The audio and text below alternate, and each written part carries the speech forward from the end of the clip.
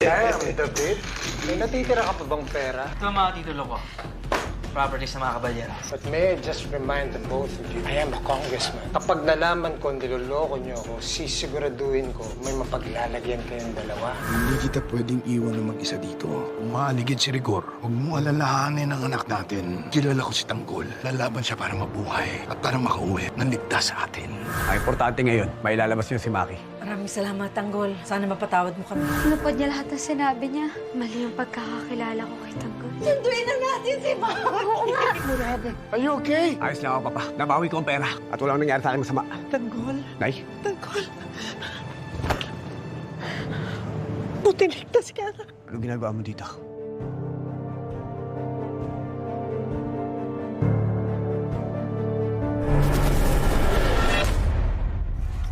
Ano ba? Papayag ka ba o hindi? Kung magdadaldalan tayo dito. 500 million ang halaga ng property na yan. Gusto mo ba? Blackjack is so boring. Yan! I have a better idea. What if we make this a little bit more interesting? One game. Lucky night. Winner takes all. Kapag nanalo ako, akin na yung titulo na yan. Kapag natalo ako, I give you 200 million pesos.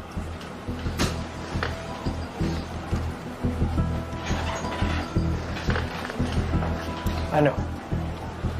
Call? David, pag-isipan mo muna. Baka mawala sa'yo lahat ng properties ng mga kabalyero.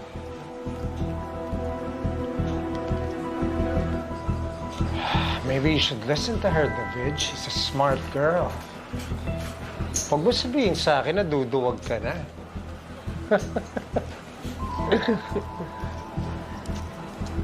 Ako? Oh. Duwag?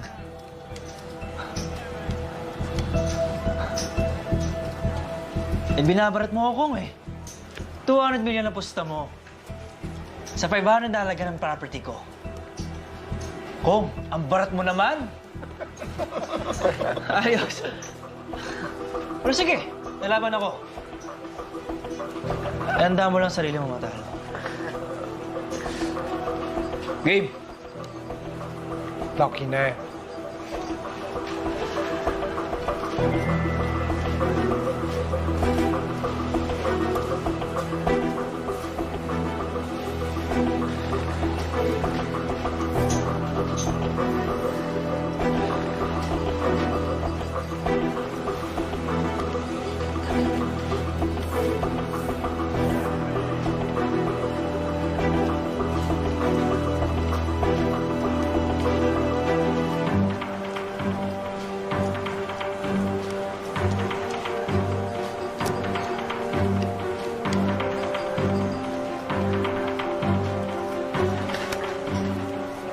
Siguraduhin mong alam mo yung ginagawa mo.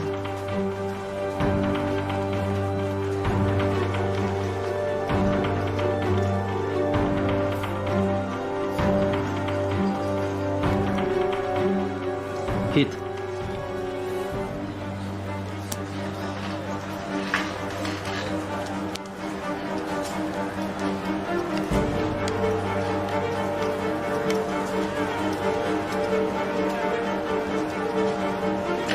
Show cards. Yes! Nice goal! Nakabawi ka rin, Kong. Paano ba yan, David? Mukhang uuwi ka ata na walang laman yung bulsa mo. Pero, bigay mo na yung titulo.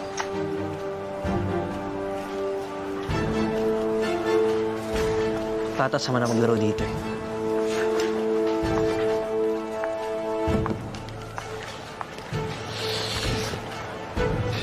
Sayang. Na hindi ko yung mauuwi ko tonight. Maybe next time.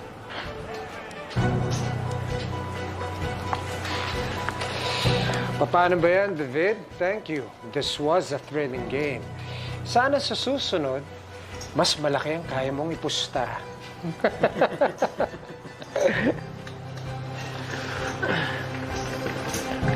Oh.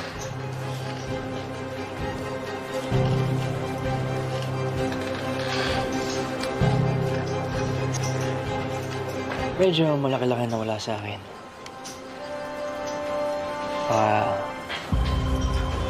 Pwede makahinga ng balato. Yes, God. You know what? For you, David, sure. Since you're such a good sport, I'm gonna give you a break. Vince, bigyan mo nga ng 2 milyon to. Copy, Kong.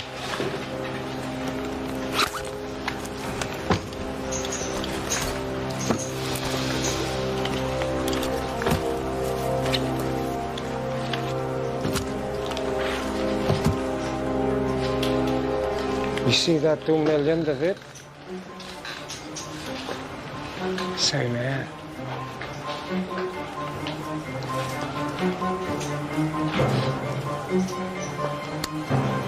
Salamat, Kong.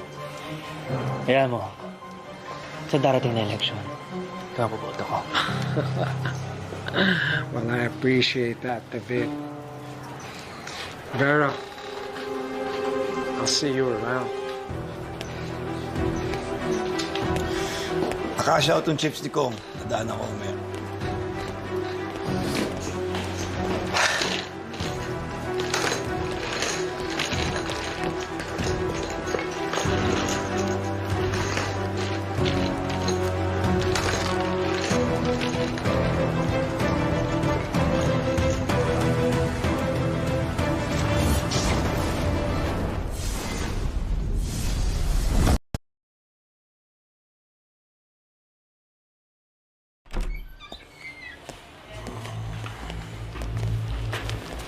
Kong, siguro mas mabuti pa-check muna natin itong mga papeles para siguradong legit siya. Mukhang legit naman yung mga binigay ng attorney niya. Pinapaikot ko lang si David, Vince. Hindi ako naniniwala sa presyong binigay niya kanina, kaya ako siya nilowball. Jason, check mo kung legit talaga to. Siguraduhin mo wala tayong butas dito. Kong, paano pag on-scene tayo ng David na yan? Sa tingin mo papayag ako magpa-onse kung kani-kanino lang? It's easy, Jason. Ako nang bahala kay David. At ako na rin bahala sa abogado niya.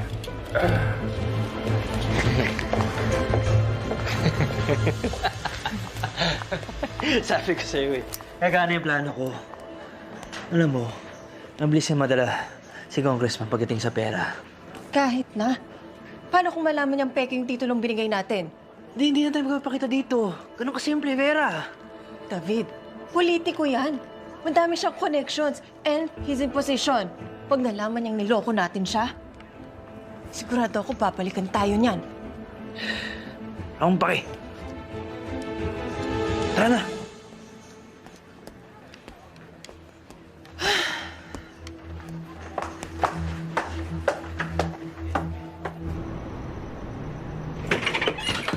Di ka kasi nakikinig sa akin eh. Tira ka ng tira, hindi mo iniisip yung kaligtasan mo. Vera, kanina ka pa ah.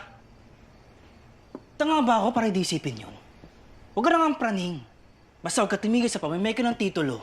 Dahil yun ang puhunan natin at yun ang magpapayaman sa atin. Teka lang, David, pwede mo pag-isipan muna natin itong ginagawa natin? Vera, ang dami mo satsat. Wala ka bang bilib sa akin? Huwag ka na mag-alala. Nakita mo naman kung paano ko paikutin sa palad ko si Congressman Miguelito. Kaya gawin mo na ang pinapagawa ko sa'yo.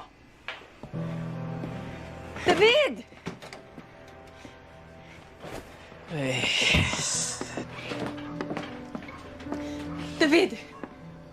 Hindi ko na kaya yung pinapagawa mo sa akin. Ayoko na!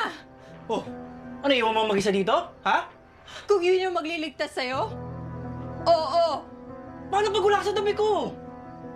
Pero, mag-isa na ako sa laban na to. Di ba laban natin to?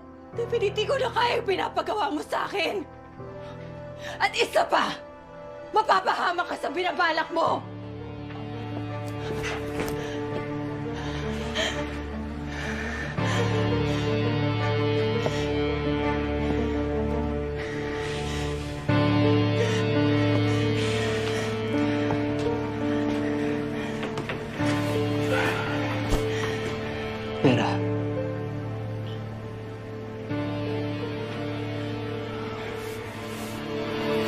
Pera, nag-aalala ka sa akin. Eh, bakit wala kang tiwala? Hindi mo maisip na malulusutan ko to? Vera, magpapakirap ako sa sitwasyon natin para maayos to. Pero paano ako mananalo sa laban na to? Kung yung taong sinasandalan ko, yung kakampi ko, di mo magawang pagkatiwalaan.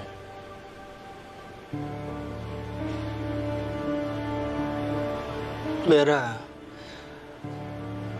mananalo tayo sa laban na to kung buo ang tiwala mo sa akin. Dahil ako, buong buo ang tiwala ko sa'yo.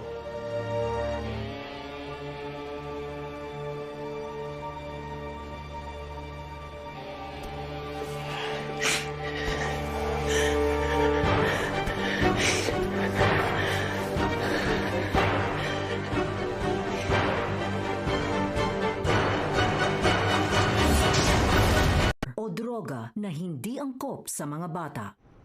Tay, ano sa tingin nyo? Nakalabas na kaya si Maki? Sana naman, masikaso ng ate at kuya mo yung paglabas ni Maki. Siguradong gutom na yung si Maki. Uy! Nay! Nay! Nandito na si Maki! Nandito na sila ate! Salamat naman na po at nakalabas ka na! Aray, la, ang sakit. Ay, sorry. Kuya, upo ka muna.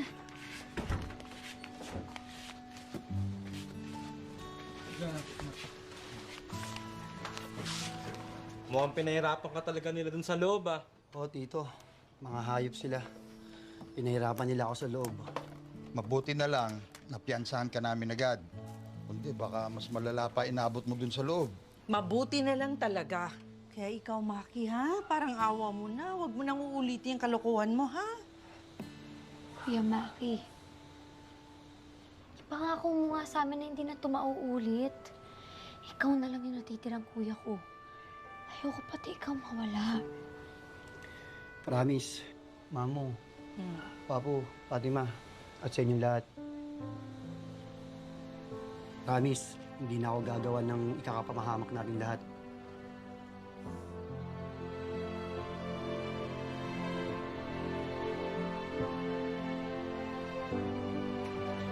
Papo, saan po kayo kumuha ng pampiyansa para sa akin? Nako, kung alam mo lang kung anong pinagdaanan namin para mapalaya ka. Bakit, Papo? Ano nangyari? May tinira kayong malaking tao? Parang ganun na nga. Kinidap namin si Tanggol tapos pinatubos namin ng 30 million. E di, ibig sabihin, mayaman na tayo. Hindi Hindi nga namin nakuha yung 30 million eh. Muntik pa na mapahamak nun si Fatima. Nasundan kasi kami ng tauhan ng tatay ni Tanggol. Buti na lang, tinulungan ako ni Tanggol makatakas, kaya walang masamang nangyari sa akin. Dinaway din ni Tanggol yung pera.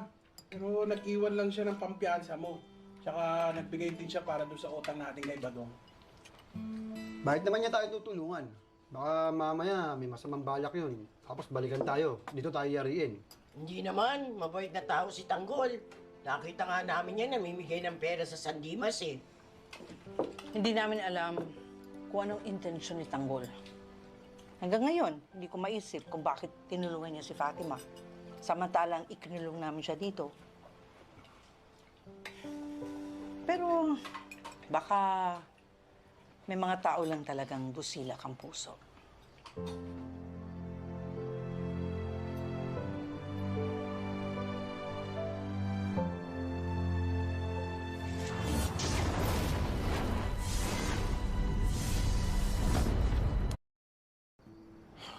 Anong ginagawa mo dito?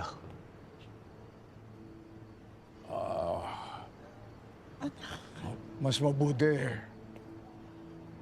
sa loob na natin pag-usapan to.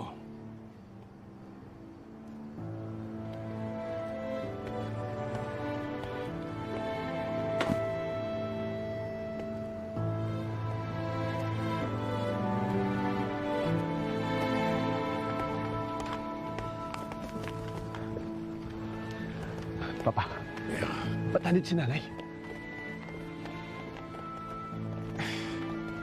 Tanggol. Nay, anong ginagawa niyo dito? Alam niyong mali ang ginawa niyo. Tanggol, patawarin mo ako.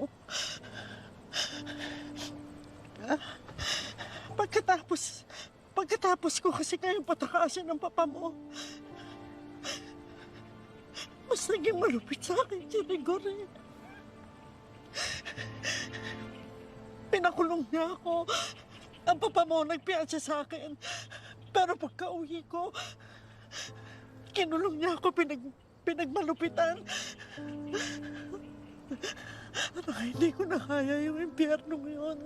Hindi ko na talaga kaya. Hindi ko alam kung anong gagawin ko eh. Nay, alam ko ang ginagawa sa inyo ni Rigor. Ang sinasabi ko, hindi kayo dapat nagpunta dito. Delikado. I saved her from David.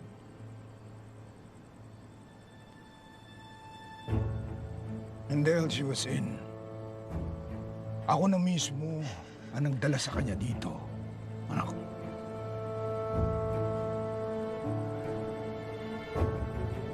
Ba't anong ginawa sa'yo ni David? Umabot kami sa... Halos pabaril niya ako eh. Kasi gusto niya akong ibalik sa bahay. Tapos ikulong ulit. Nagawa sa'yo ni David yun.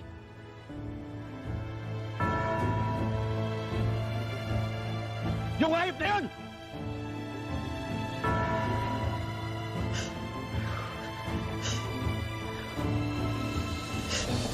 Napakawalang niya talaga ng hayop na yun.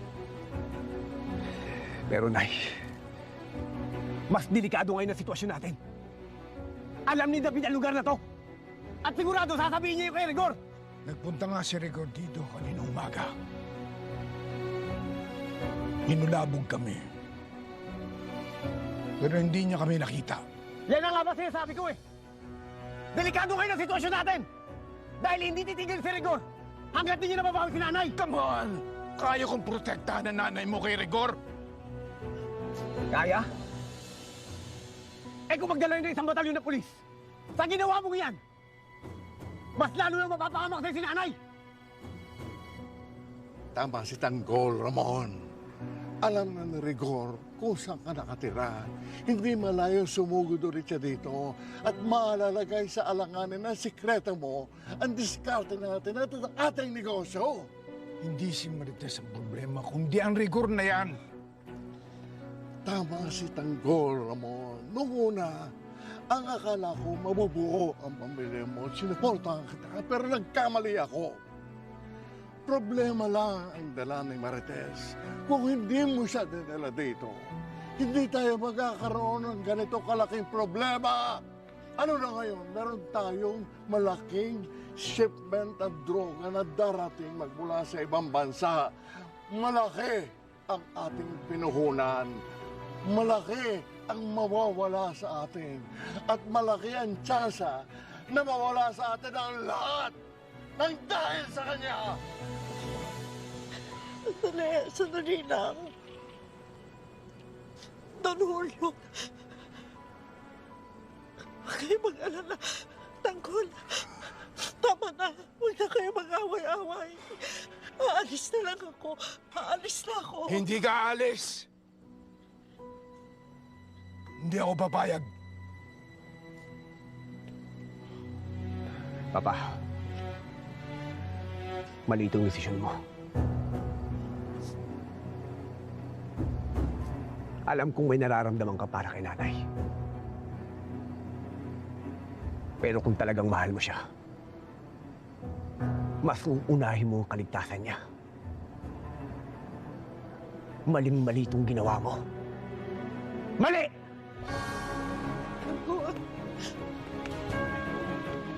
Tanggol. Tanggol!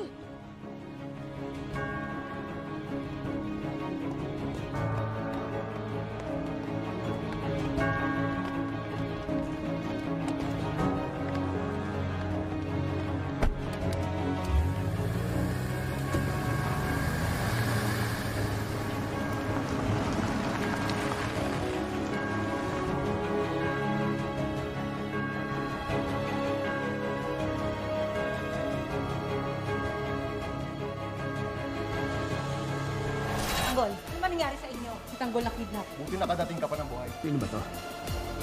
Naglagay kami ng traka doon sa pera para masundan namin yung kidnapper. Pero naisan pa rin kami. Teng, ako ang tumulong niyo sa mga kumidnap. Kaya sila nakatakas. Alam kong hindi lang kagustuhan yun. Apo, kung maghanap na kaya tayo ng marangal trabaho, gaya ng sinasabi ni Tanggol. Nakakaloka, ang daming order ni Madam. Jessa, parang kailangan nyo ng tao sa shop nyo ah. Hindi ko naman akalain na ganun ang reaksyon ni Tanggol. Hindi ko naman talaga gustong dalhin ang gulo ng pamilya ko dito. Hoy, ano naman kung nandun ang nanay mo? Mali yun. Mas lalo lang nilalagay sa pangalip ang buhay namin lahat. Tama si Tanggol. Hindi nararapat dito si Marites. Hindi ka muna pupunta sa mansyon. Hindi ko pa alam. Basta ang alam ko, hindi ko sila kaya makita magkasama. FPJ's Batang Quiapo.